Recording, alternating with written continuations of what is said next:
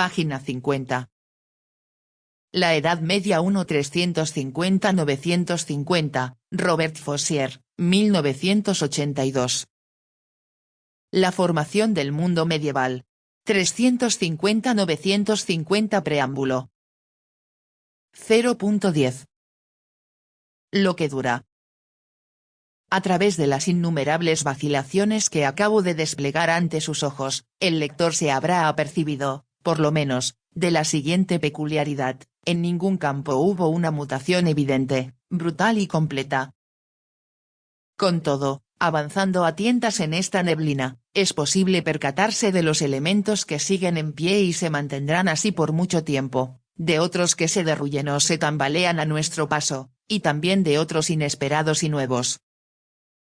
Las sociedades no cambian bruscamente, se requiere la intervención de varias generaciones, décadas o siglos. Lo que dura, lo que llega para quedarse, debe su permanencia a las reacciones morales tanto como al tipo de estructuras en las que se encuadra el hombre. Y veo alzarse, en primer término, la violencia y su culto. Durante mucho, demasiado tiempo, se ha enaltecido el ideal romano de un ejército compuesto por ciudadanos campesinos y al servicio de la cosa pública. Se ha celebrado la Pax Romana, en oposición el régimen de la banda guerrera que ignora el Estado y se entrega a interminables arreglos de cuentas. Dicha opinión sigue sólidamente anclada en la memoria colectiva, y los turiferarios de la antigüedad no se recatan de exaltarla. Es olvidar los abominables saqueos y masacres de los héroes puros que fueron Escipión, César o Trajano, disimular los esclavos de Séneca tras los discursos del filósofo, renunciar a ver los gladiadores y los juegos del circo, el asesinato de los que estorban, las sublevaciones pretorianas y la elección de emperadores analfabetos salidos de sus filas por parte de la soldadesca. TV escribe. Séneca era rico, y como tal, tenía siervos, esclavos. Todo hombre respetable, tiene la potestad, la capacidad para tener gente a su servicio, lacayos, guardaespaldas. Empresario que no tiene chofer, se ve muy mal. El autor escribe. Imposible ocultar las convulsiones militares y las sórdidas intrigas que marcan toda la historia de Roma, por no hablar de la de Grecia. Estos hombres que se matan entre sí por una nimiedad en tiempos de Gregorio de Tours y que se degüellan unos a otros en nombre de la religión antes de Heraclio no son bárbaros, sino romanos.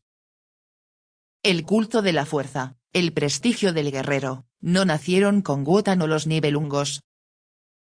Más aún, resultan excusables o explicables en los pueblos duramente confrontados a los rigores de los desiertos, en el sur, o a los de una tierra difícil. En el norte, los recién llegados son gente de armas por necesidad. Pero beber una copa llena de sangre fresca de caballo, ¿es peor que echar un esclavo a las morenas o un cristiano a los leones? La otra faceta de la sociedad, en parte vinculada a la precedente, se suele tratar, me parece, menos a menudo, y no provoca ninguna disputa de principio, es la movilidad de los hombres. A primera vista, esta observación sorprende. Pensamos en el universo urbano, en las villae bien afianzadas en tierra, en las indestructibles calzadas. La misma legislación procura encadenar a los hombres a su aldea y a su oficio, exigencias que Mayoriano todavía repetirá en 460.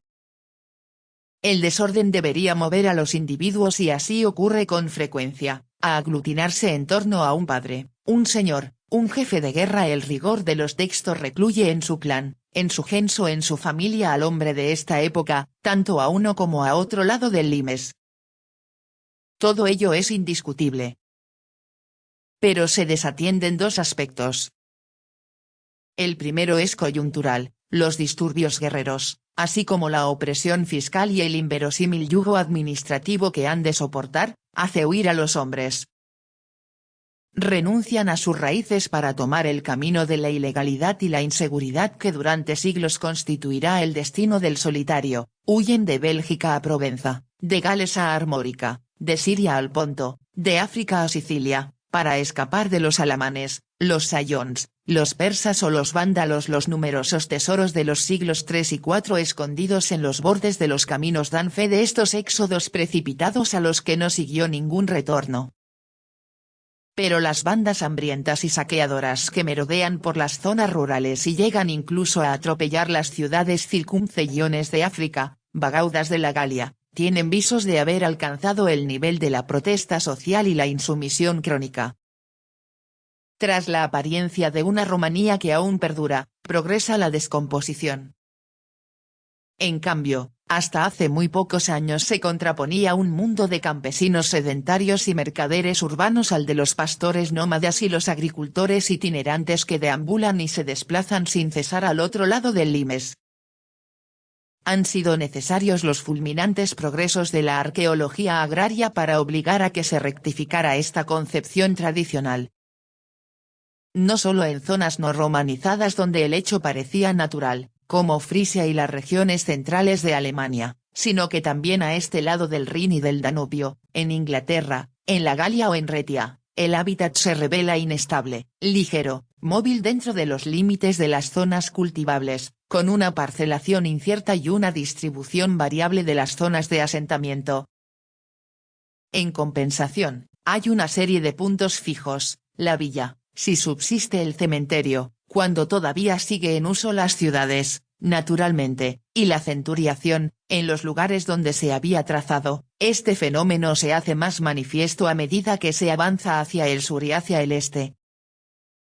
De momento, y dado que carecemos de prospecciones abundantes y serias realizadas en las costas mediterráneas, lo prudente es, en cuanto se refiere a esta zona, admitir la validez de la imagen tradicional. La esclavitud, fundamento de la producción, es otro rasgo que permanece. Se ha constatado que, contrariamente a las afirmaciones repetidas durante mucho tiempo, sayons, godos y eslavos la practican, y tampoco más al sur se ha renunciado a ella, pese a las dificultades de reaprovisionamiento de ganado humano. La Iglesia protesta sin demasiada energía, pero como juzga alienante el trabajo, no tiene ninguna propuesta seria que ofrecer como alternativa. Así, el esclavismo prosigue, con su bien conocido cortejo: estancamiento técnico, falta de especialización, indivisión del trabajo, bajos rendimientos, riesgos de rebeliones desesperadas y sangrientas. Mientras no se haya ido a pique este modo de producción, la antigüedad continuará. Se suele decir que la ciudad y su territorio, la ciudad antigua, son elementos típicos de la sociedad grecorromana, y que su eclipse señala el comienzo de la Edad Media, tanto más cuanto que los pueblos recién llegados conocían mal esta imagen, no estaban acostumbrados a la vida urbana y no percibían su interés. Más adelante se abordará esta cuestión con más matices, pero cabe indicar desde ahora mismo que la más reciente historiografía contradice la idea de una supuesta muerte de las ciudades.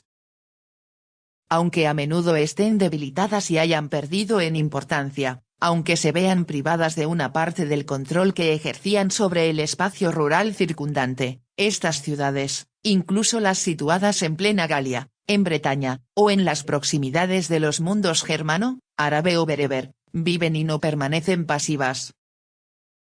Que no se parecen en nada, ni siquiera en Oriente, a sus antecesoras de los primeros siglos, ni por sus actividades, ni por su aspecto, ni por su peso político o económico, es innegable, pero se trata de mutación y no de agonía.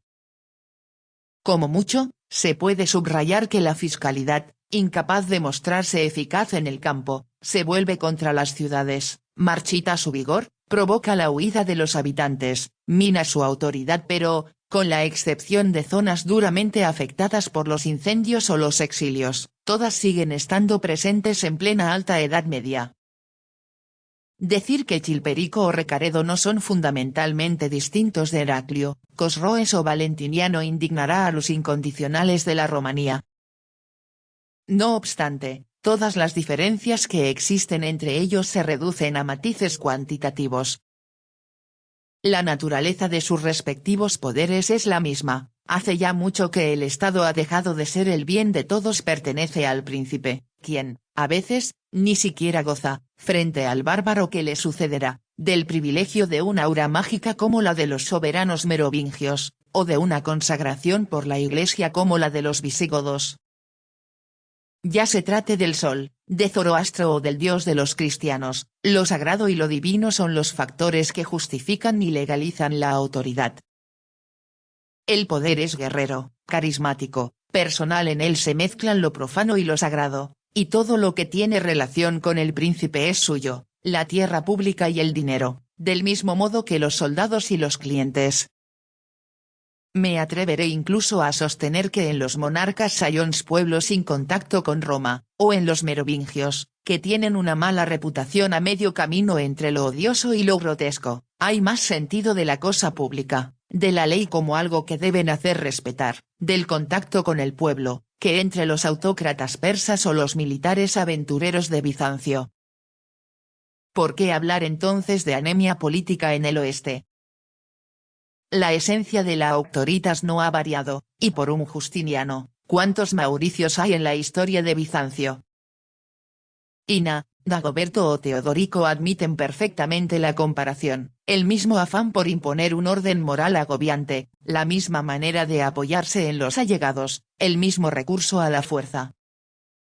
Y el hecho de que en el este subsista durante varios siglos más que en Occidente una pesada maquinaria burocrática al modo egipcio, que complica, retrasa o detiene con su formalismo abstracto y tiránico cualquier esfuerzo mínimamente original, no me parece una ventaja muy estimable. Página 53.